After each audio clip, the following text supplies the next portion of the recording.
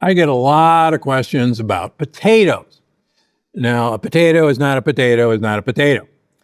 Let's start with a basic definition. So, potatoes, like white potatoes or russet potatoes or even purple potatoes, are an American plant.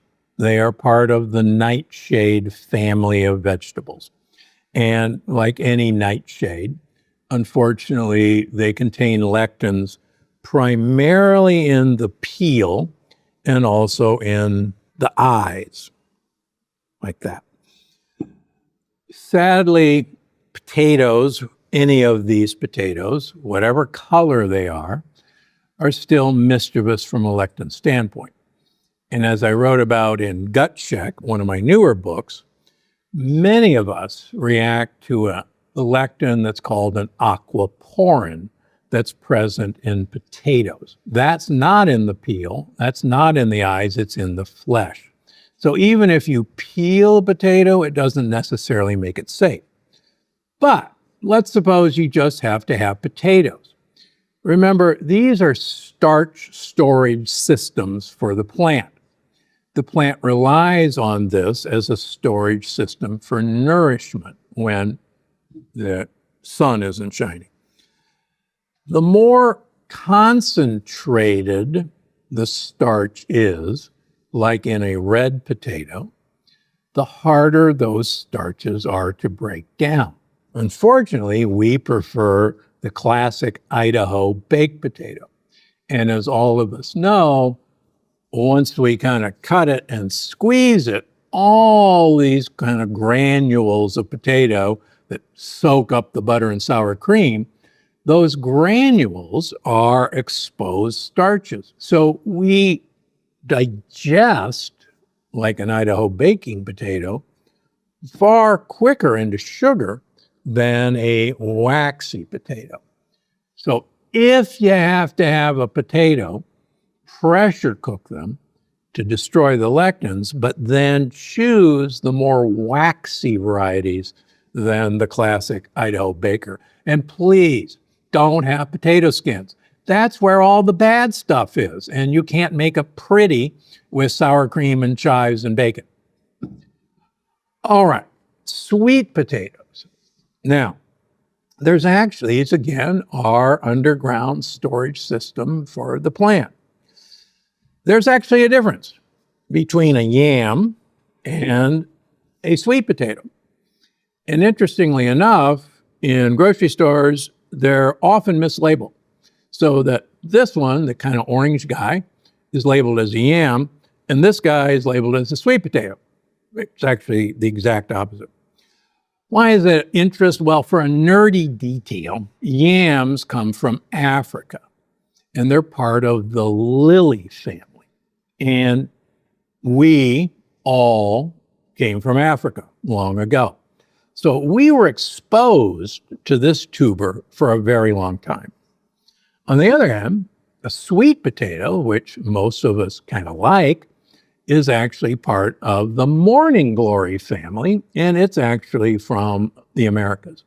So we have not been exposed to this for as long as this guy. The problem is most people don't like this guy very much, and they like these. When I was writing The Plant Paradox, we had 2 pages trying to explain the difference between these two and what to look for in a grocery store. My editor and I finally gave up because it was just too consuming to worry about. On the other hand, your best choice is a purple sweet potato or a blue sweet potato.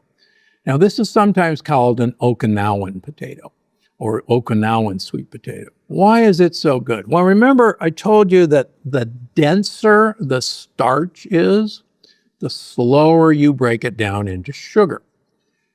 These guys are dense. They're much denser than yams and sweet potatoes. Number 2, that blue color when you cut it open, or kind of reddish color, purple color, those are anthocyanins. Let me see if I can break one of these. Yeah, there. those are anthocyanins. Those are polyphenols. And what's interesting about the Okinawans before World War II, everybody hears about the Okinawan diet. The Okinawans, about 80% of their calories that they ate were from the purple sweet potato. And many of the ancient Okinawans believed that their longevity, and I think they're right, was because this was basically their food. So again, why was it so good? It's a very, very dense starch.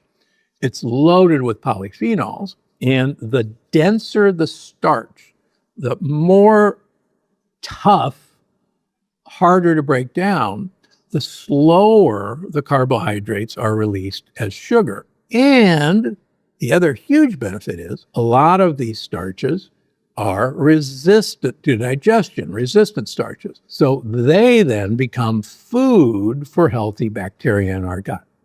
And if you've listened to me long enough, you know the happier you make your gut buddies, the more they take care of you, which really explains how the Okinawans, unlike the rest of their Japanese counterparts, have this longevity benefit.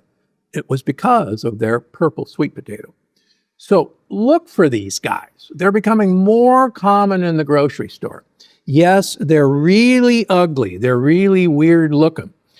Don't let that be off-putting.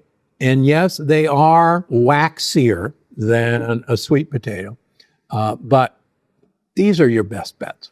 Having said all this, when I tell my patients that sweet potatoes are a much better choice, yams are a much better choice, many of my patients say, well, that's a better choice, so I can have as much of these things as I want because they don't have any lectins. And Dr. Gundry said they're a good choice.